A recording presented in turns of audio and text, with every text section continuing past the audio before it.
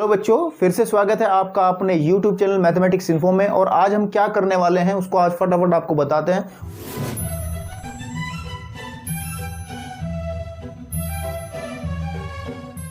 और जल्दी से अपना काम शुरू करते हैं। आज हम आपको क्लास 10 दो चरों वाले रैखिक समीकरण की वीडियो नंबर 4 के बारे में जिक्र करेंगे, जो NCERT बुक से है। और एक्सरसाइज आपके पास में आज हम क्या करने जा रहे हैं, एक्सरसाइज जो आपके पास में प्रश्नावली 3.3 तथा जो प्रश्नावली आपके पास में 3.4 है, कहाँ से, NCERT से। कहाँ से, NCERT से। उनके आज आपको मैं शाब्दिक प्रश्न का मतलब ये है कि जो वर्ड प्रॉब्लम्स दी गई हैं, क्योंकि क्या है कि आपके पास में मैंने जो सवालों को करने के जो है पिछली वीडियो में आपको 4 तरीके बता दिए थे, ठीक है। प्रतिस्थापन, विलोपन, ब्रजगुणन और ग्राफीय विधि। उन विधि से आप समीकरणों को हल कर सकते हो आसानी से। लेकिन समीकरणों को हल कब कर पाओगे आप, जब कर पाओगे जब समीकरण आपके सामने लिखी रहेंगी, स्पष्ट रूप से समीकरण दी गई होंगी। लेकिन अब इन क्वेश्चंस के अंदर समस्या ये है कि आपको एक लैंग्वेज दे दी जाएगी, पहले आपको समीकरण बनाना होगा, उसके बाद आपको सूटेबल लगे मेथड, उस मेथड के हिसाब से आपको सवाल करने पड़ेंगे। तो आज जो है मैं आपको 3.3 और 3.4 के सभी वो प्रश्न हल कराऊंगा जिनमें दो चरों वाला रैखिक समीकरण स्पष्ट रूप से नहीं दिया गया है, यानी कि हम लोगों को बनाना पड़ेगा। चलिए बिना किसी टाइम को वेस्ट किए अपना काम शुरू करते हैं। 3.3 प्रश्नावली 3.3 का पहला जो क्वेश्चन है, तीसरे का पहला क्वेश्चन आपके सामने लिखा है और उसी को मैं पहले हल करता हूं, बाद में और क्वेश्चंस को देखते हैं। उसने कहा है कि दो संख्याओं का जो अंतर है बेटा 26 है। कितना है, दो संख्याओं का अंतर 26 है। उनमें से एक संख्या दूसरी संख्या से क्या है, 3 गुनी है। संख्या ज्ञात करनी है। अब आप लोगों को इस क्वेश्चन को तोड़ के सीखना है। मतलब कहने की बात यह है कि एकदम से पूरे क्वेश्चन को देखोगे तो आप कंफ्यूज हो जाओगे करना क्या है। आपको इसके अंदर प्रत्येक सवाल के अंदर बेटे दो स्थितियां दिखाई देंगी। पहली स्थिति से पहली समीकरण बनाई जाएगी, दूसरी स्थिति से दूसरी समीकरण बनाई जाएगी। और जब आपको समीकरण मिल जाएगा फिर आपको कोई दिक्कत परेशानी होगी नहीं, क्योंकि आपके पास बहुत सारे तरीके हैं उनको हल करने के। तो जैसे मान लिया मैं हल इसको करने जा रहा हूं, ध्यान से देखिएगा आप लोग।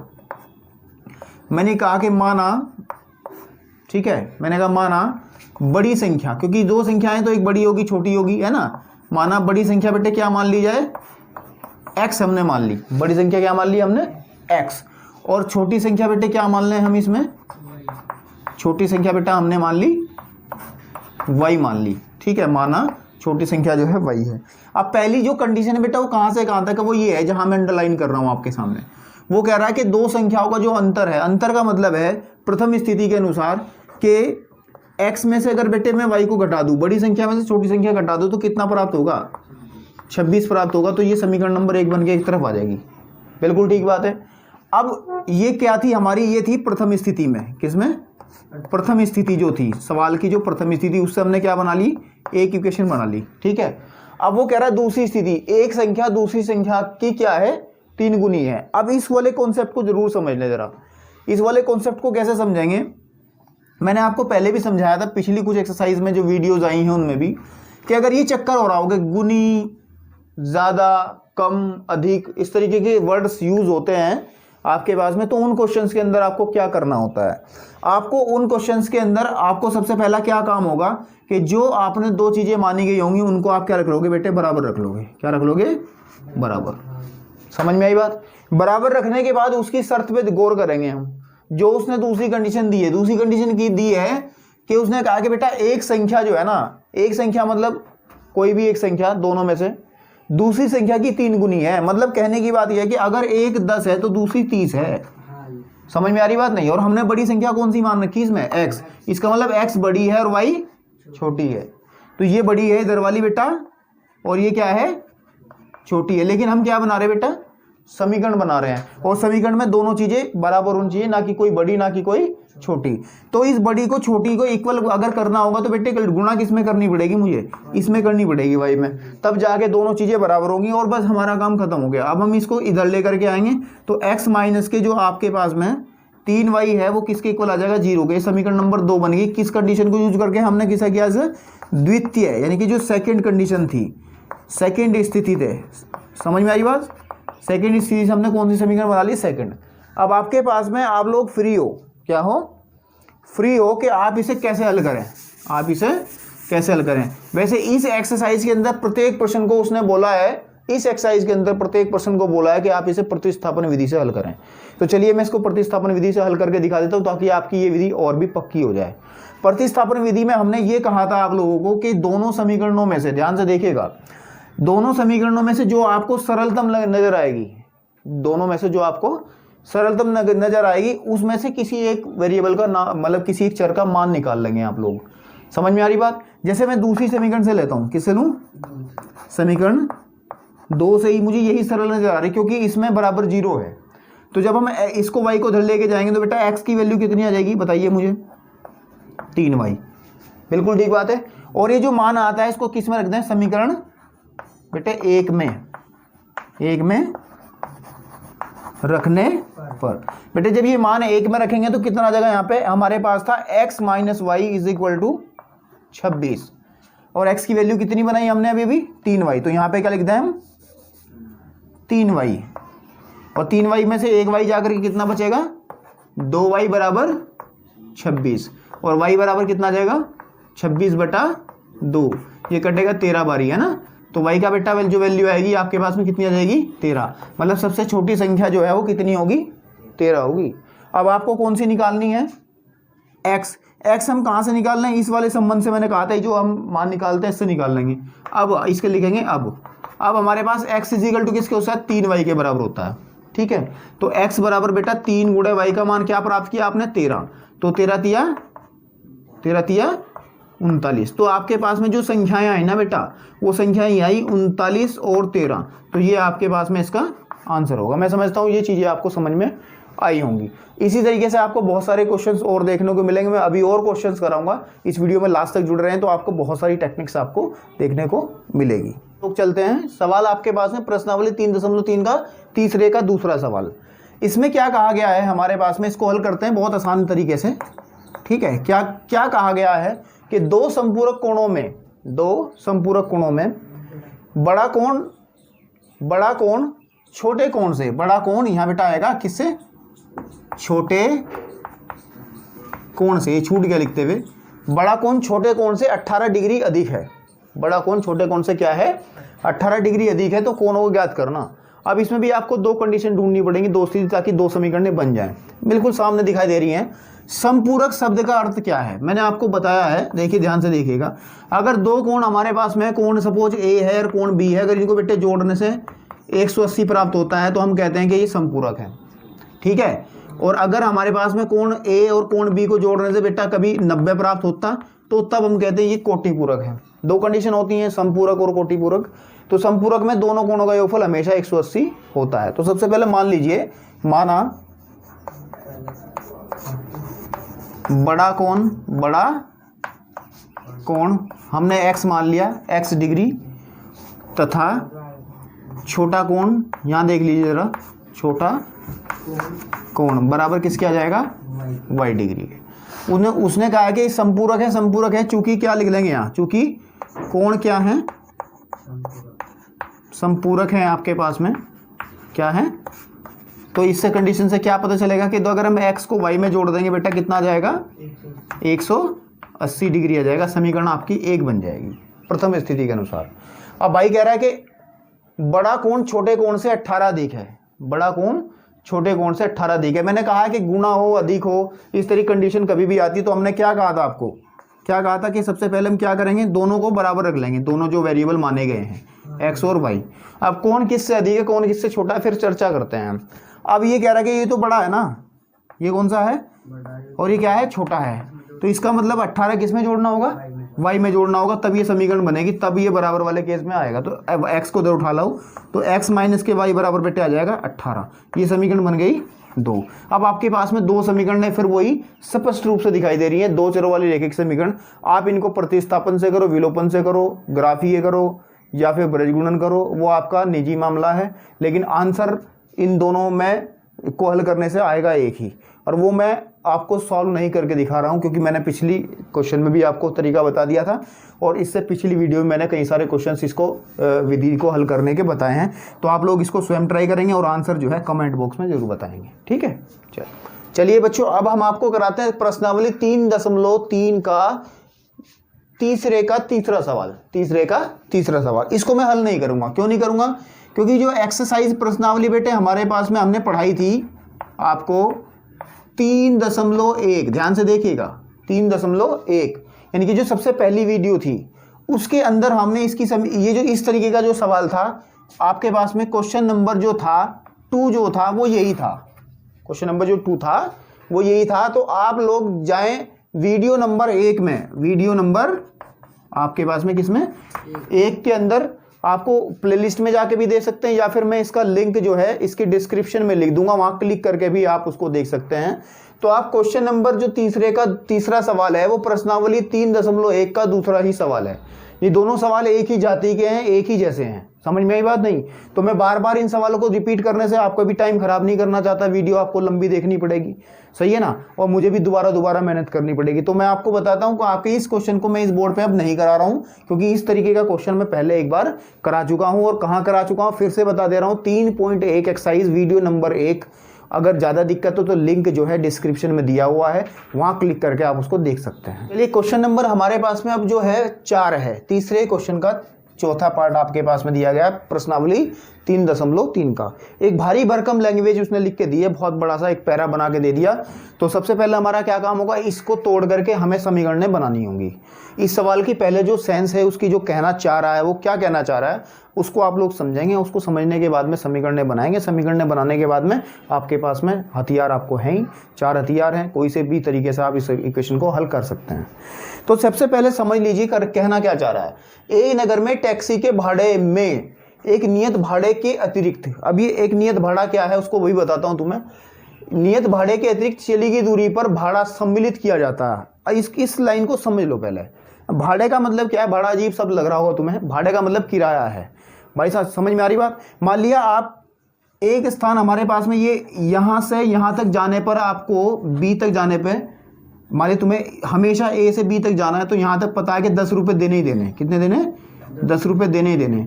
लेकिन अगर इससे आगे जाएगा ना, समझ में आई बात नहीं, इससे आगे कहीं भी जाएगा तो उसका अतिरिक्त आपको भाड़ा पे करना पड़ेगा। समझ में आई बात नहीं? किलोमीटर के हिसाब से भाई वो कह देगा कि 1 किलोमीटर को आपको 2 रुपये देने पड़ेंगे, 1 किलोमीटर के आपको 5, वो उनके ऊपर डिपेंड करता है। मतलब कहने की बात यह है कि किसी एक दूरी तक तो भाड़ा फिक्स है, भाई वहां तक जाएगा तो उतना देना ही देना है। लेकिन अगर उसके अतिरिक्त चलेगा तो आपको अतिरिक्त भाड़ा देना पड़ेगा, यानी कि आपको अतिरिक्त किराया देना पड़ेगा।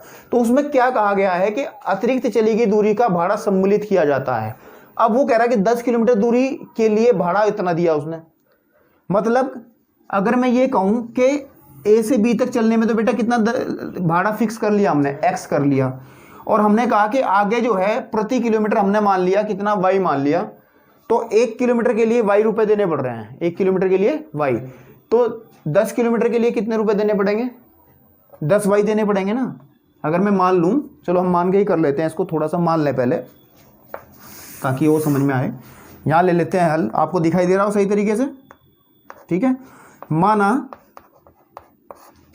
नियत मतलब जो फिक्स है बेटा, नियत भाड़ा आप मान लीजिए कितना है बेटा, x रुपए है। कितना है?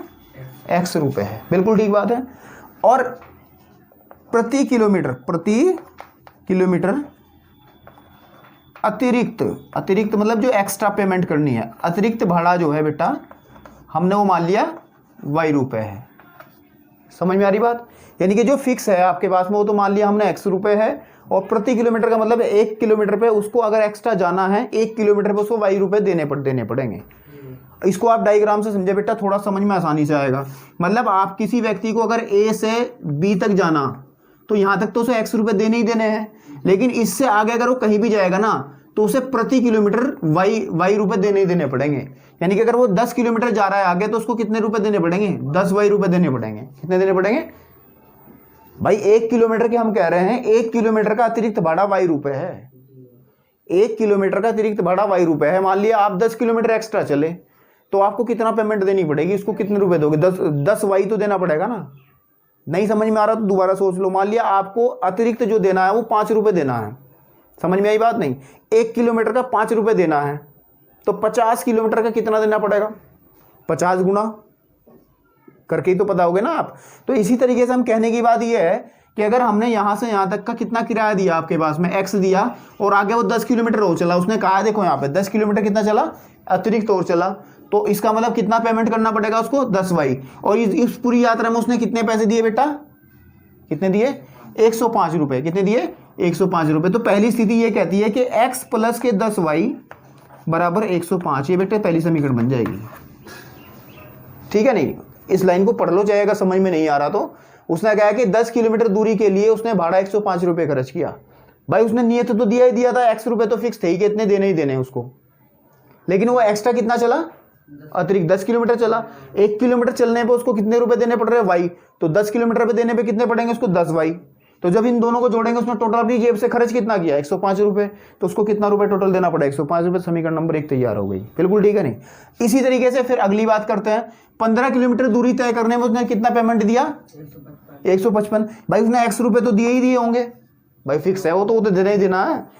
और 100 आपके पास में फिर आगे 15 किलोमीटर चलने पे कितने रुपए दिए होंगे, टोटल कितना दिया उसने 155। तो बेटे ये आ गया हमारे पास में 155। तो आपकी दोनों समीकरण स्पष्ट हैं, दोनों की दोनों समीकरण क्या है स्पष्ट रूप से लिखी है। ठीक है नहीं, आपके पास में दोनों समीकरण ये 15 है बेटा, यहाँ 15 किलोमीटर चलना ना, क्या कहना चाह रहे हो 25 किलोमीटर नीचे उसी पे जा रहा रुक गया। ठीक है, तो हमारे पास में तो आपकी दोनों समीकरण जो है वो 1 और 2 जो है वो दोनों की दोनों क्या है स्पष्ट हैं। अब जो आगे उसने कहा है सबसे पहले तो आपको नियत भाड़ा यानी कि आपको x निकालना है और प्रति किलोमीटर भाड़ा 1 आपको y निकालना है, यानी कि इन दोनों समीकरणों को सबसे पहले हल करके क्या निकालोगे x और y के मान। उसके बाद में बेटा हमें कह रहा है कि एक व्यक्ति 25 किलोमीटर चलता है, तो 25 किलोमीटर चलता है तो क्या करता है, हमारे पे कोई आसान थोड़ा ही करता है, मतलब 25 किलोमीटर के चलता है तो क्या करेंगे कि x प्लस के 25y यही तो आएगा। x का जो मान निकलेगा, सपोज इसको हल करके x का मान 100 रुपये निकला, सही है, और y का मान निकला मान लिया 5 रुपये, तो कितना जाएगा 25 गुणे 5। तो इसे ऐसे हल करके आपके पास में ये इसका आंसर निकल जाएगा किस वाले का, व्यक्ति 25 किलोमीटर चलेगा तो उसको कितना पैसा देना पड़ेगा। मतलब मेरे कहने का मतलब सिर्फ इतना है, आपको मैं समझाने का मेरा मतलब ये है कि जो दो समीकरणें बनी है इनको आप हल करके पहले x और y के मान निकाल लेना, आपके सामने सारा का सारा क्वेश्चन खुला पड़ा रहेगा, उसमें से कुछ भी उठा लेना। फिर समझ में आ रही बात नहीं, तो पहला मेन कॉन्सेप्ट क्या है कि आपको x और y के मान निकालने हैं, ठीक है नहीं। और x और y के मान निकालने की मैंने आपको फिर मैं बार बार इसी बात पे जोर दे रहा हूँ, मैंने कई सारी टेक्निक आपको बता दी हैं, बार बार इस वाले को मैं हल करने बैठूंगा तो वीडियो भी लंबा होगा, आपकी आंखें भी दर्द करने ले जाएंगी मोबाइल देखते देखते। तो चलिए, लेकिन एक बात और इस क्वेश्चन से जुड़ी हुई मैं एक बात और आपको बता दूं जो बहुत ज़रूरी है। वो ज़रूरी ये है, जो आपकी एक्सरसाइज बेटे आएगी, एक्सरसाइज है 3.4 एक्सरसाइज है आपके पास में कौन सी 3.4 का जो दूसरे का जो 5वां पार्ट है, यानी कि सवाल ये जो है एक्सरसाइज 3.4 के दूसरे का 5वां पार्ट वो यही है, इसी तरीके का सवाल है, वो भी बिल्कुल सेम टू सेम। समझ में आ रही नहीं आ रही बात? मेरा कहने का मतलब ये है कि 3.4 में जब मैं दूसरे का 5वां पार्ट करने जाऊंगा ना तो मैं उसको हल नहीं करने का। क्यों नहीं हल करने का? क्योंकि उसका जो कॉन्सेप्ट, ये जो सवाल है इसका जो ये तरीका जो मैंने करने का लगाया बेटा, सेम तरीका उसका लगाना है आपको, बारी बारी से मेहनत नहीं करने की हम लोग। तो आपको क्या करना है, आप तो करेंगे उसको हल, लेकिन मैं उसको नहीं बता रहा हूँ। क्यों? क्योंकि उसका जो कंसेप्ट है करने का वो यही है, ठीक है। तो यानी कहने की बात यह है कि 3.4 का हमने दूसरे का 5वां सवाल भी यही खत्म कर दिया, ठीक है। चलिए अब अगले नेक्स्ट क्वेश्चन पे चलते हैं। प्रश्नावली 3.3 का तीसरे का 5वें सवाल के बारे में जिक्र करते हैं। एक बात इसके बारे में पहले सवाल की बता दी जाए कि ये बहुत इंपॉर्टेंट सवाल है और एक्सरसाइज ये आपके पास में सीबीएसई बोर्ड परीक्षा 2017 में ये प्रश्न आया था, सेम टू सेम प्रश्न आया था ये, ठीक है नहीं। तो आप इस प्रश्न को ध्यान से देखें क्योंकि इसकी इस तरीके के प्रश्नों की संभावना बहुत ज़्यादा बन जाती है आने की, ठीक है। तो अब एक बात और इसके साथ साथ मैं बता दूं आपको, जो कि इससे जुड़ी हुई बात है, बहुत इंपॉर्टेंट बात है कि तीसरे का 5वां है ये 3.3 का। समझ में आ रही नहीं आ रही बात?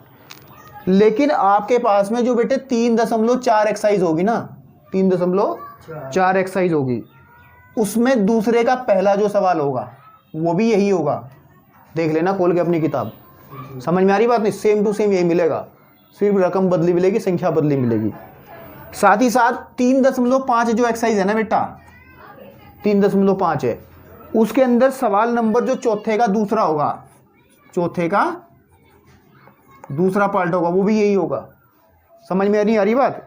कहने की बात ये है कि अगर इस सवाल को आपने सीख लिया तो उसके साथ में कई सारे सवाल अपने आप ही आ जाएंगे, ठीक है।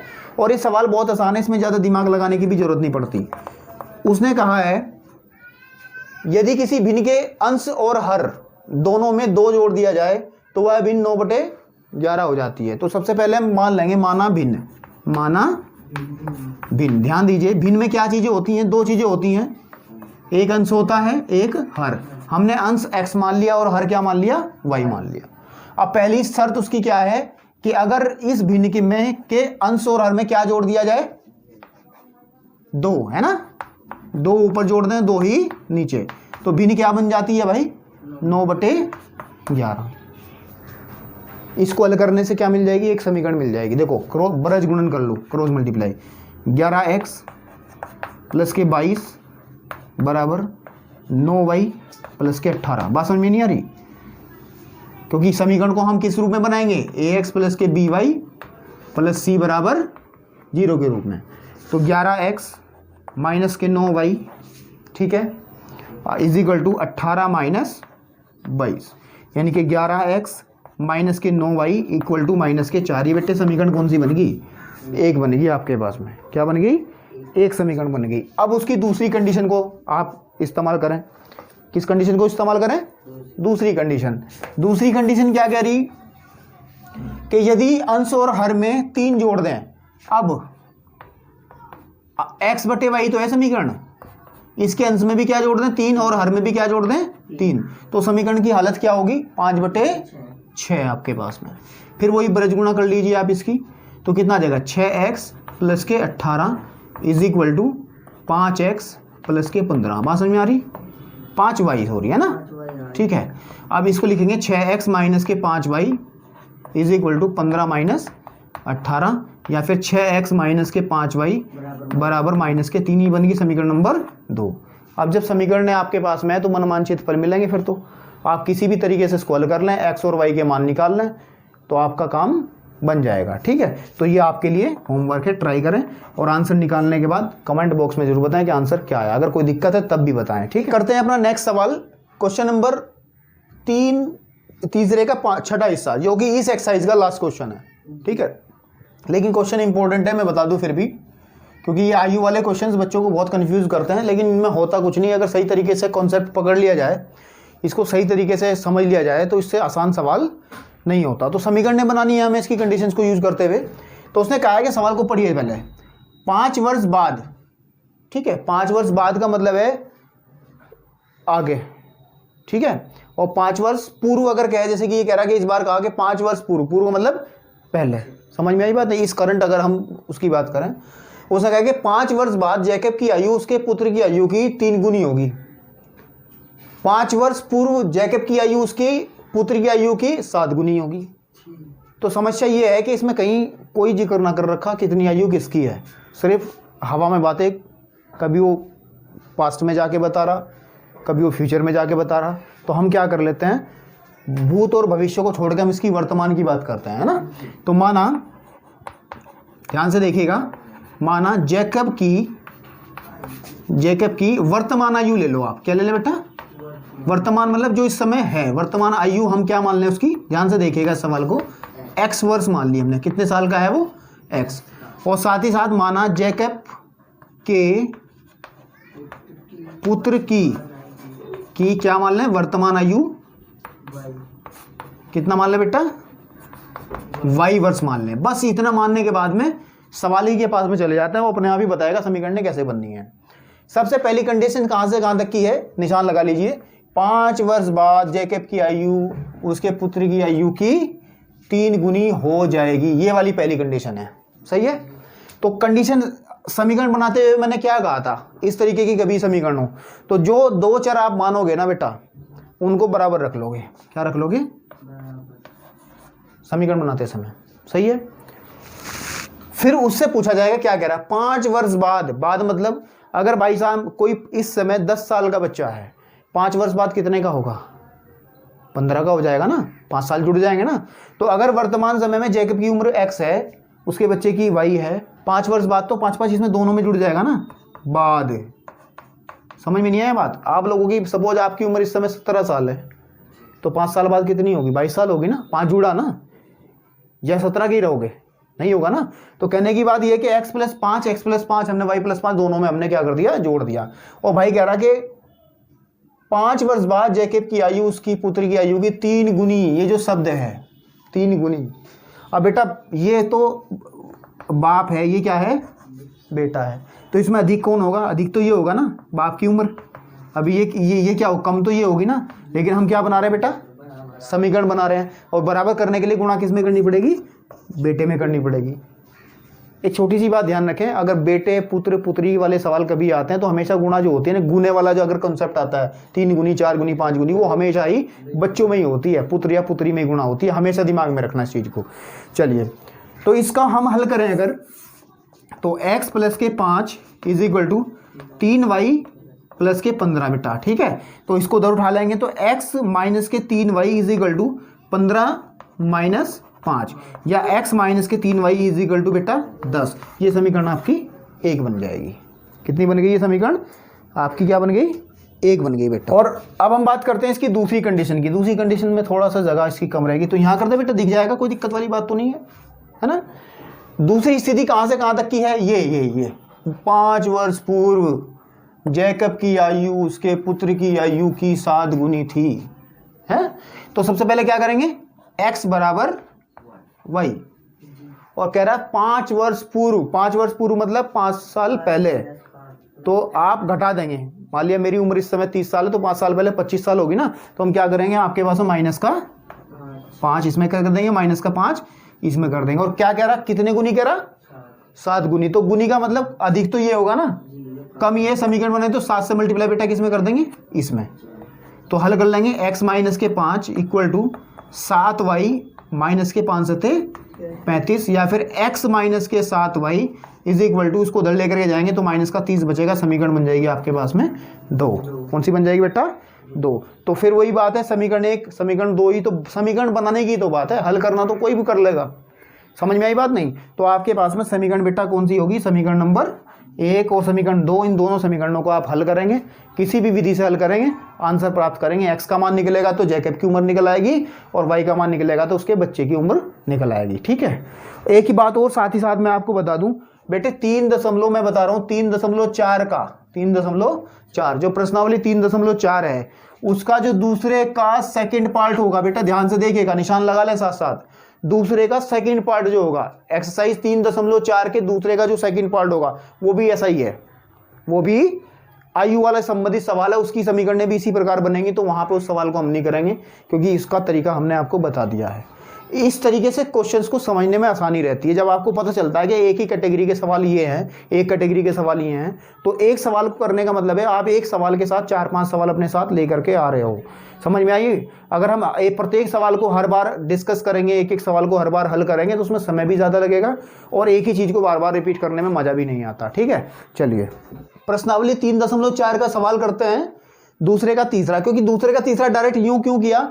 दूसरे का बेटा हमने पहला, दूसरे का दूसरा, दूसरे का तीसरा, दूसरे का चौथा, दूसरे का पांचवा, इस तरीके से, जो क्योंकि ये पार्ट मैंने पहली एक्सरसाइज में बता दी कौन सा किसके तरीके से था। तो अब हम पार्ट करते हैं तीसरे नंबर वाला। बहुत आसान पार्ट है ये और इंपॉर्टेंट है। ये आगे लाइफ में भी आपको बहुत जगह इस तरीके का सवाल देखने को मिलेगा, तो इसके लिए थोड़ी सी बात समझनी होगी आप लोगों को। देखो, कोई भी संख्या आपके पास में होती है, पहले संख्या पढ़ लीजिए। सवाल 2 अंकों की एक संख्या है। कितने अंकों की संख्या है? 2 अंकों की एक संख्या है, यानी कि 2 अंकों की संख्या का मतलब है वो 100 से छोटी है। सिंपल सी बात है, किससे छोटी है? 100 से छोटी है। उनके अंकों का योगफल, अंकों का योगफल मतलब जो 2 अंक होंगे ना उसमें, जैसे मान लिया कोई भी संख्या आपने लिखी 45 लिखी, 45 में कितने अंक है? 1 अंक ये रखा, 1 अंक ये रखा, 2 अंक, इन दोनों को अगर आपस में जोड़े तो कितना है? 9 है। ठीक है, तो आप सबसे पहले 2 अंक होते हैं, एक होता है इकाई का, एक होता है दहाई का। तो बेटा पहले मान लीजिए, इसमें बाद में करते हैं और काम। हल देख लिए इसका। माना इकाई का अंक, इकाई का अंक हम मान लें x है। कितना मान लें? x। और बेटे दहाई का अंक मान लें कितना? y का अंक मान लें बेटा y। क्या मान लें? y। आपके पास में कितना मान लें? y मान लीजिए। ठीक है, तो जब y माना तो पहली शर्त कहाँ से है? 2 अंकों की एक संख्या, में अंकों का योग 9 है, ये है पहली शर्त यहाँ तक की, है ना। तो अंकों का योग पहली शर्त क्या कहती है, अंकों का योग क्या है, अगर दोनों को हम जोड़ दें कितना बेटा 9, समीकरण 1 बन गई, पहली समीकरण स्पष्ट हो गई। अब है मेन खेल, वो कहता है इस संख्या, एक नोट याद रखेंगे बेटा, क्या याद रखेंगे, नोट, 2 अंकों की कभी भी संख्या लिखनी हो, 2 अंकों वाली कभी भी संख्या बेटा लिखनी हो ना, तो ध्यान रखिएगा वो हमेशा होती है x प्लस के 10y, x प्लस के 10y, जहां पर x बेटा क्या है, इकाई का अंक है, और y क्या है, दहाई का अंक है, क्योंकि 10 से जब तो गुणा हो रहा है, दहाई का अंक है। तो 2 अंकों की जो संख्या होती है बेटा हमेशा होती है x प्लस के 10y। आप देख लीजिए, मान लिया आपके पास में 31 है, इसमें इकाई का अंक बेटा कितना है 1, और दहाई का अंक कितना है 3। अगर मैं इसमें भर दूं, भर के देखना जरा, इकाई का अंक प्लस 10 गुणे 3 कितना आ जाएगा, 1 प्लस 30 कितना आ जाएगा 31, है ना। तो ये जो संख्या है 2 अंकों वाली, उसको कभी भी मानना हो तो बेटा हमेशा माना जाएगा x प्लस के 10y। अब उसने कहा है कि इस संख्या, कौन सी संख्या, जो x प्लस के 10y जो संख्या थी, यहां देखिए जरा आप लोग, x प्लस के 10y, इस संख्या यानी कि यही तो संख्या है, ठीक है नहीं। तो यहां लिख दीजिएगा, क्या लिख दीजिएगा, माना यहां लिखेंगे अतः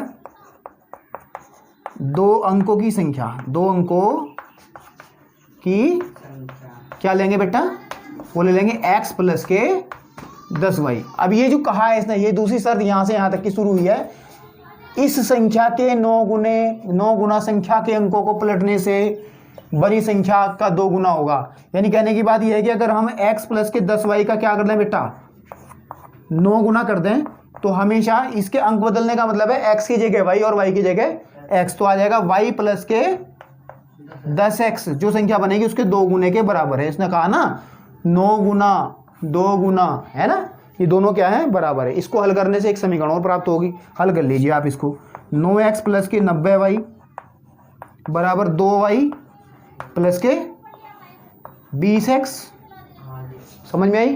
तो इसको आप अगर हल कर लोगे बेटा, इसको जब आप हल कर लोगे, हल करने के बाद में जो उसकी समीकरण आपको प्राप्त होगी, समीकरण जो प्राप्त होगी, तो हल करना है किस तरीके से, आप इसको y को x को उधर उठा लाओ, 9x माइनस के 20x प्लस के 90y माइनस के 2y बराबर 0, बिल्कुल ठीक बात है। इसको हल कर लें और थोड़ा सा बेटा, यहाँ पे 9 में से जा कितना बचेगा बेटा, माइनस के 11x, देख लीजिए आप इसमें से, है ना। फिर इसमें करेंगे तो कितना बचेगा बेटा, प्लस के 88 y बराबर 0। तो 11 से अगर भाग करेंगे कितना आ जाएगा हमारे, माइनस के 11 से कर लीजिए, x माइनस के 8y बराबर 0। समीकरण कौन सी बन गई, दूसरी। पहली बेटे ये थी और दूसरी ये थी। इन दोनों समीकरणों को आप क्या कर लीजिएगा, हल कर लीजिएगा। ऊपर कर देता हूँ, करके दिखाई देता हूँ इस बार, है ना। चलिए, तो क्या है हमारे पास में, इस बॉक्स में सारा काम हो जाएगा। पहली समीकरण है हमारे पास कितनी, पहली समीकरण कहाँ है, x प्लस के y बराबर बेटा कितना 9, ये पहली थी। और आपके पास में x माइनस के 8y बराबर 0, ये समीकरण दूसरी थी। बिल्कुल ठीक है। इनको आप कैसे भी कर लो, ब्रज गुणन से कर लो, प्रतिस्थापन से कर लो, विलोपन, मैं विलोपन से करता हूँ। विलोपन से क्यों कर रहा हूँ, क्योंकि इसमें देखो x का गुणांक समान है, विलुप्त आसानी से हो जाएगा, विलोपन से विलुप्त आराम से हो जाएगा। क्या क्या करेंगे, इन दोनों के चिन्ह क्या है, समान है, तो घटा देंगे, यहाँ करेंगे घटाने पर, तो जब घटाएंगे तो माइनस प्लस ये कट जाएगा आपके पास में, ठीक है। और इसको क्या कर जाए, 9y इज इक्वल टू 9, बिल्कुल ठीक है। यानी कि y इज इक्वल टू कितना देगा, 9 बटे 9, 9 से 9 कम 9, y का मान बेटा कितना आ गया, 1 आ गया। अब किसका मान हमें निकालना होगा, किसका निकालना होगा, यहाँ निकाल लेते हैं फटाफट। समीकरण किस में रख लें, समीकरण 1 में रख लें, समीकरण 1 से। तो 1 क्या थी आपके पास में, x प्लस के y इक्वल टू किसके है, 9 के। तो x प्लस y का मान कितना निकाला आप लोगों ने, 1 बराबर 9, तो x बराबर आ जाएगा 9 माइनस 1, यानी कि x का वैल्यू बेटा कितना आ जाएगा 8, ठीक है। तो संख्या क्या बनेगी हमारे पास में, बताइए संख्या क्या बनेगी, संख्या तो ये बनेगी ना, संख्या बताइए क्या बनेगी, संख्या होती है x प्लस के 10y, यानी कि x कितना निकाला आप लोगों ने, 8, 8 प्लस के 10 गुणे y, y कितना निकाला आप लोगों ने, 1, है ना।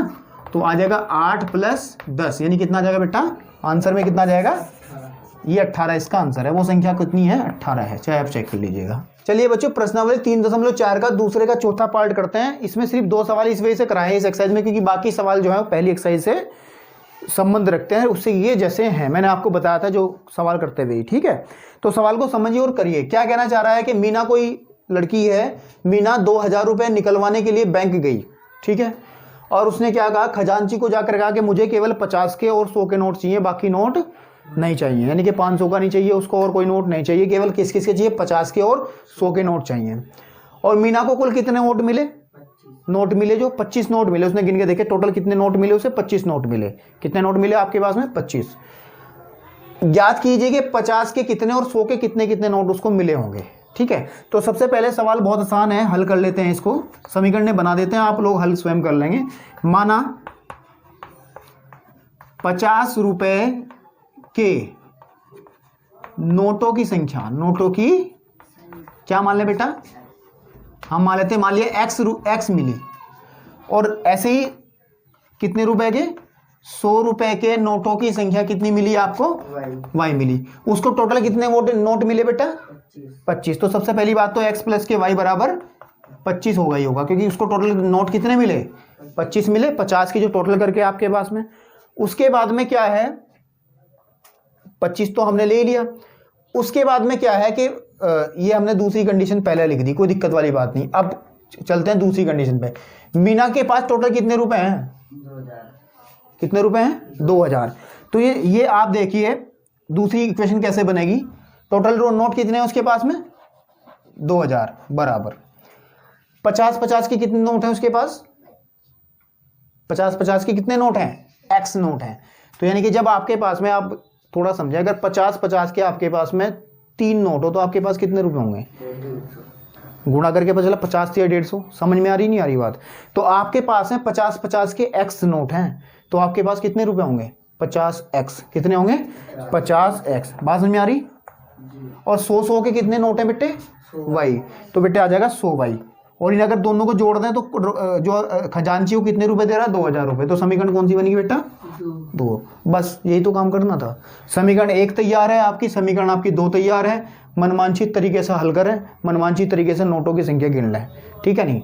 यही इस एक्सरसाइज का अंतिम क्वेश्चन था। अंतिम क्वेश्चन इस वजह से था क्योंकि जो बाकी क्वेश्चंस हैं वो पिछली एक्सरसाइज से ही रिलेटेड हैं, इसलिए मैं उसको बार बार ना करा करके आपका समय वेस्ट नहीं करना चाहता। अगर आप लोगों को जिस तरीके से मैंने क्वेश्चंस को समझाया है वो अच्छे लग रहे हैं, आपको समझ में अच्छे से आ रहा है, तो प्लीज़ कमेंट बॉक्स में और ज़रूर बताएं। और अगर चैनल पर पहली बार है सब्सक्राइब ज़रूर कर दें और लोगों के साथ भी शेयर करें ताकि और लोगों को भी लाभ हो सके। आज के लिए इतना ही, धन्यवाद।